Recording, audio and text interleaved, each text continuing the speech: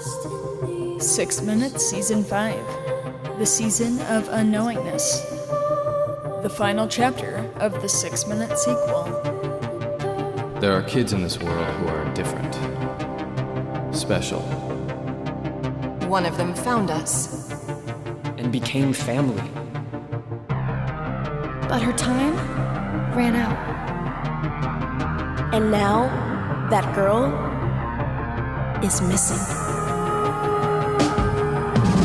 In this episode, I'll be breaking down the latest episode, 6 Minutes Season 5, piece by piece.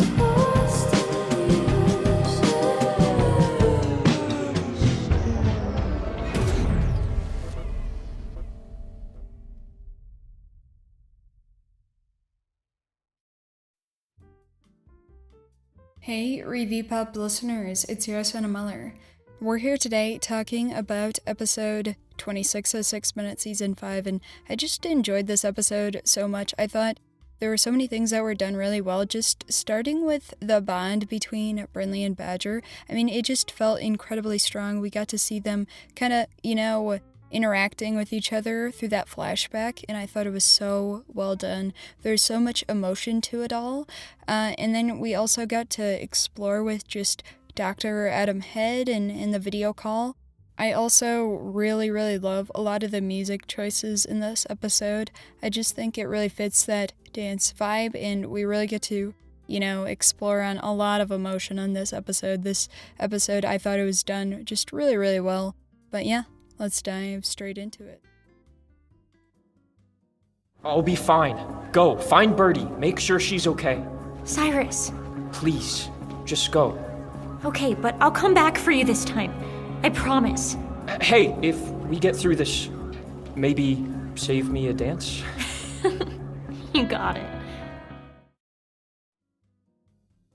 Part of the reason I chose this clip was, just firstly the emotion, but secondly the music choice. It was amazing. In case you guys don't know, this music cue is basically the first music cue used in The Unexplainable Disappearance of Mars Patel, which was GZM's first ever show back in 2016. And, without Mars Patel, we wouldn't have 6 Minutes and all of their other amazing shows. And so I think in a lot of ways, Mars Patel built the foundation for everything we have in 6 Minutes.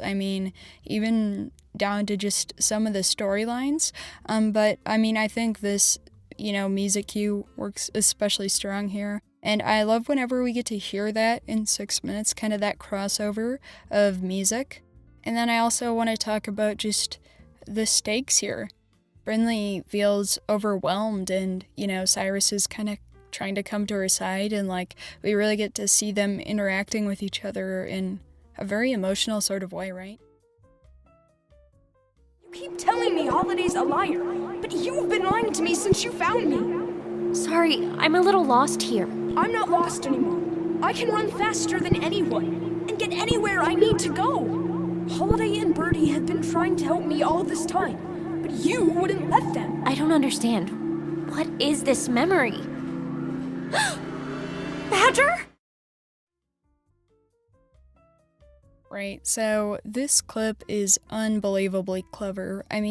We get to use these old recordings of Badger from one of my most favorite scenes in the whole show. Right, when Badger's coming out and saying, "I don't trust you anymore, Brynleigh," right? After he was lied to for a really long time. Becoming Bruce, I think it's a huge part of just Badger's history. Badger hasn't been as much of a prominent character, right? Because in the original 2 seasons, he was a huge part of the show, and I think he's kind of slipped into a different role. But now in season 5, he's kind of coming to the front of the show again, right? He's a huge, important character, and what's also important is this bond between Brynleigh and Badger, right? Having that come to light and seeing how close they really are. I think it's really well done. And then I also love the sound design of the void, right? We kind of have Brynleigh going in and out of time, right, into this void, and all the flashbacks, or most of them, have kind of featured this void sound. And then we got some other news. this will be happening again in the next episode. We'll hear more of this flashback. You're trying to recreate the holiday project. What? How do you know about that? Who are you? Now that is a long story. What happened? Who's that? Wait. No! Who's there with you? I don't have to.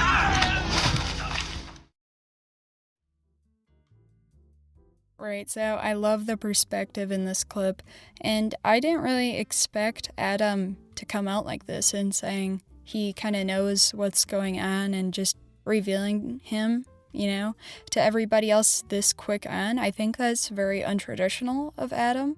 But, he's kind of saying he wants to be involved, and I think it's really interesting for James and Monica. This kid, or, teenager, is trying to kind of help them, and I think that's super interesting, and I wonder the position that they're in and deciding, are we going to trust this kid we don't know? Is he really a robotics engineer, right? I think it's super interesting, and I also love how Jude might interfere with the call. Because as we know, he got knocked out, but Jude isn't one to give up that easily, right? Maybe he will try and convince James and Monica. Who knows? But ultimately, Adam's head rolled off the screen, and I think that's a really interesting and exciting cliffhanger for the next episode. What? Hang on! Whoa! Here, into the stairwell. What? Are you okay, Brynleigh? Birdie? Yeah, what just happened?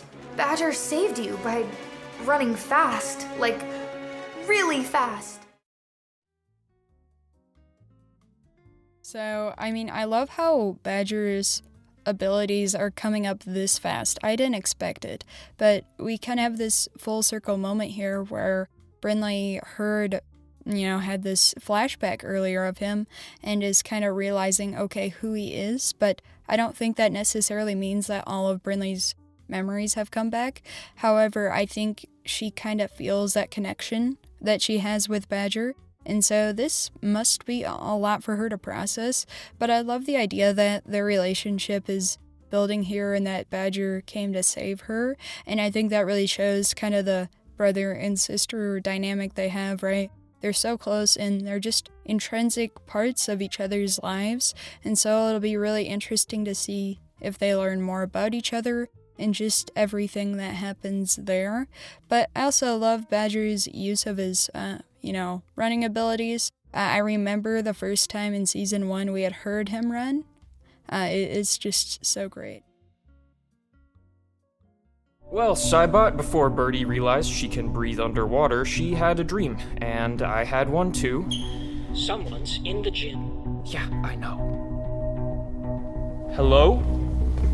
Who's there? It's cool, Sci-Fi. Just us chickens. Casey. Whoa. Deja vu. So I love how, their memories are really slowly starting to come back. It feels very, very strong here, right? As we know, in Cyrus Celeste tapes, these little pieces of memories can come back, right? Fragments of memories. And here it's explained as deja vu, but I think it's super interesting, and I'm excited to see them grow as friends here. But I love this idea that just, small fragments of their memory are coming back. I also love the gym. I love whenever we have these two characters together in, a really interesting setting like the gym. We haven't been in the gym in a hot minute, but, it's really exciting. And I love just Cybot here. But, I just love these callbacks, and it's really exciting. We want to help. We don't know what Whittier Corp is up to, but we all have to get out of here before we're caught. I can't leave without Brynleigh. You sure about that? Yes, I'm sure. Okay, fine. I get it. We gotta move. Go out to the soccer field, Sci-Fi.